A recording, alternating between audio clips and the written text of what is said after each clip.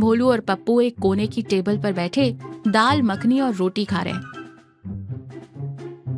ढाबे के बाहर एक बड़ा ट्रक खड़ा है जिस पर बहुत सारे गैस सिलेंडर लदे हैं। पप्पू रोटी का निवाला चबाते हुए कहता है, उस्ताद, अपनी तो किस्मत ही खराब है। पिछले महीने मुर्गियां चुराने गए तो कुत्ता पीछे पड़ गया। कल साइकिल चुराई तो उसकी चेन ही टूटी हुई निकली। हम कब अमीर बनेंगे?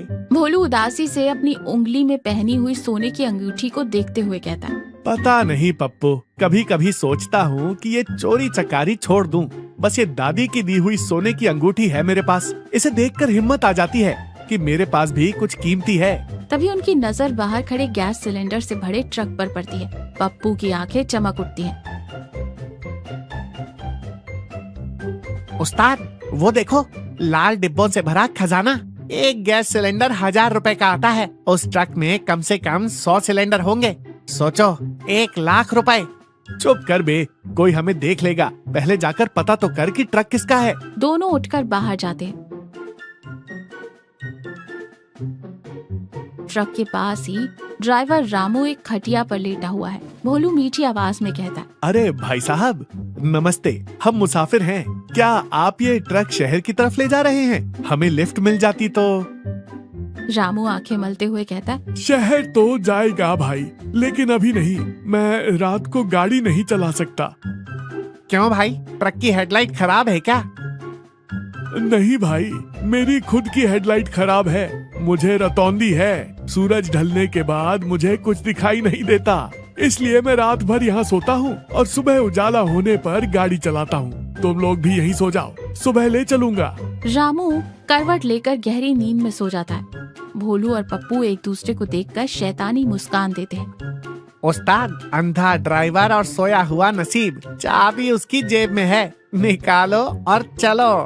भोलू धीरे से रामू की जेब से चाबी निकालता है।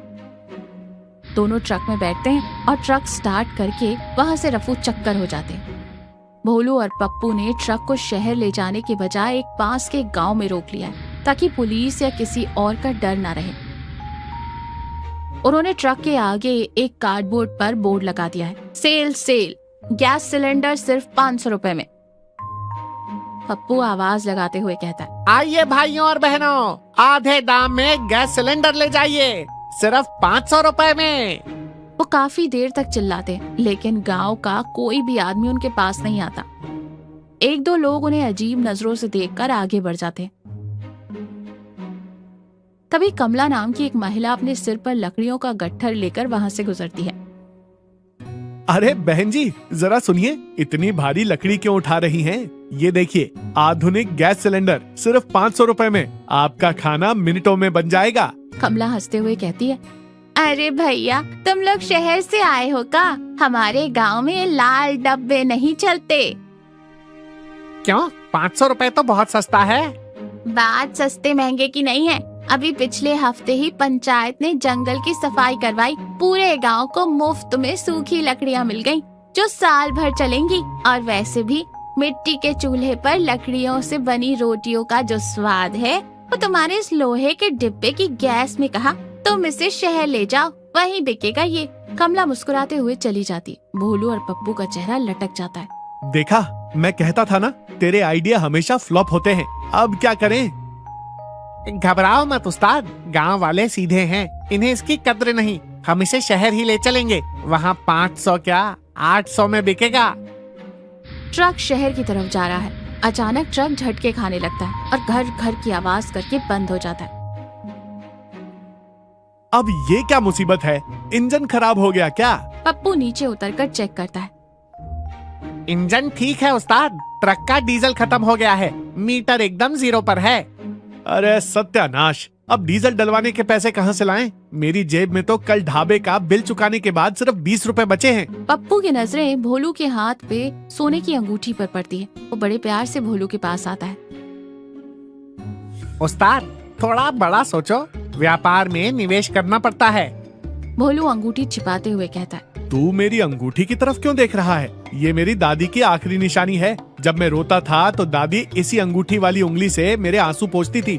मैं इसे नहीं बेचूंगा। पप्पू भावुक होने का नाटक करते हुए कहता है। उस्ताद, दादी ने क्या सोचकर तुम्हें ये अंगूठी दी थी? यही ना कि मेरा पोता एक दिन बड़ा आदमी बनेगा। सोचो, अगर इस अंगूठी को बेचकर हम डीजल डलवा लें और शहर जाकर ये सारे सिलेंडर बेच दें तो 1 लाख रुपए मिलेंगे। उन पैसों से मैं तुम्हें दादी की याद में सोने का एक पूरा हार बनवा कर दूंगा। दादी स्वर्ग से देखकर कितनी खुश होंगी। भोलू भावुक हो जाता है, उसकी आंखों में आंसू आ जाते हैं। क्या सच में दादी खुश होंगी? बिल्कुल उस्ताद, ये अंगूठी एक चाबी है जो हमारी किस्मत का ताला खोलेगी। भोलू भारी मन से अपनी प्यारी अंगूठी निकालकर पप्पू को देता है। वो उस अंगूठी को पेट्रोल पंप वाले को देकर ट्रक में पूरा डीजल भरवाते हैं और खुशी खुशी शहर की ओर निकल पड़ते हैं। ट्रक शहर पहुंच जाता है।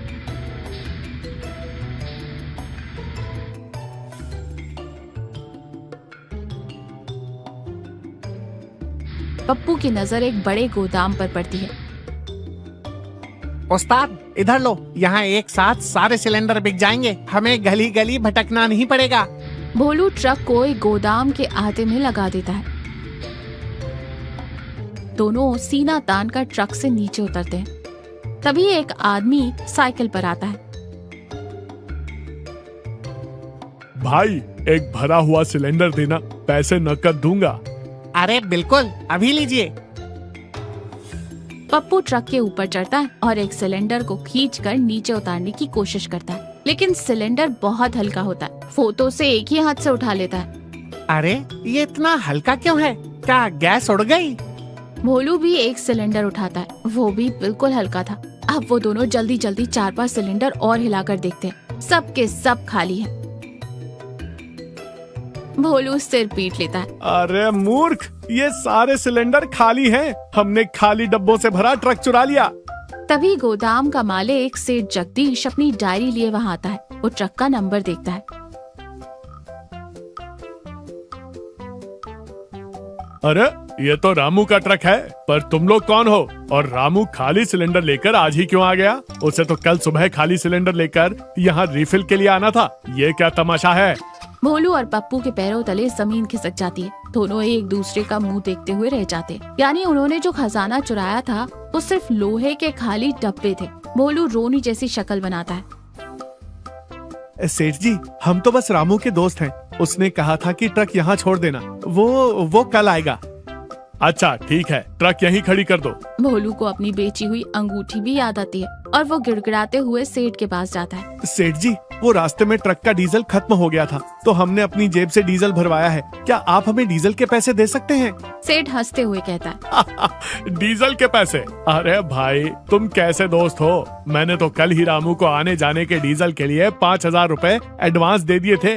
जाकर उसी से मांग लो। चलो अब निकलो यहाँ से। दोनों खाली हाथ, थके हारे और मायूस होकर सड़क पर पैदल चल रहे हैं। भोलू रोते हुए कहता है, मेरी दादी की अंगूठी, मेरा सोना, सब चला गया। एक खाली ट्रक चुराने के चक्कर में मैं अपना असली खजाना गवा बैठा। पप्पू डरते हुए भोलू को सांत्वना देते हुए कहता है, उस्ताद रो मत। दादी ने कहा था ना कि इंसान अपनी गलतियों से ही सीखता है। समझ लो, अंगूठी की फीस देकर हमने एक बहुत बड़ा सबक सीख लिया। भोलू गुस्से में पप्पू के पीछे भागते हुए कहता है, रुक जा तू, आज मैं तुझे ऐसा सबक सिखाऊंगा कि तू जिंदगी भर याद रखेगा। पप्पू आगे आगे और भोलू उसके पीछे पीछे। देखा आपने, लालच हमेशा अंधा होता है। बिना सोचे समझे और गलत तरीके से पैसा कमाने की चाहत में इंसान अक्सर अपना वो नुकसान कर बैठता है जिसकी भरपाई कभी नहीं हो सकती। बेईमानी के राह में सफलता नहीं, बल्कि सिर्फ शर्मिंदगी और पछतावा मिलता है।